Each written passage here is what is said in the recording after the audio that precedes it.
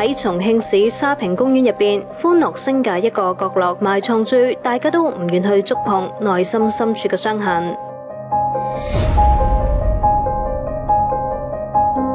俾鬼針草同紫遮菊包圍，一直俾石牆將佢與世隔絕。呢度佔地3000平方米，埋葬咗400幾人，唔少都係文革武鬥而死嘅815派人。重慶曾經有24處墓地埋藏當年武鬥嘅死難者，不過唔係被搬遷就係被剷除。到今日只剩低呢度係完好無缺。有報道就話啦，今年嘅清明節呢一度就開放俾市民去拜祭㗎。不過我哋嚟到嘅時候，大閘咧就鎖上咗啦，咁仲有一個新簇簇嘅鎖頭添。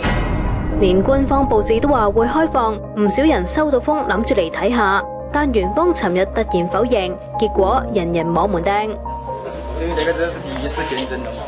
有帶小朋友嚟了解歷史，亦有經歷過文革㗎。歲月侵蝕，好多墓碑嘅碑文都風化咗。墓園喺09年12月15日被列為重慶市第二批文物保護單位，但一直備受爭議。有人話係文革嘅恥辱，令人諗起恐怖嘅歷史；亦有人話保留係為咗警示後人。但到底係保起來倒台，政府要肅清佢嘅文革遺風，定係怕會勾起大家對毛澤東同中共追究責任呢？睇怕只有當局自己至知啦。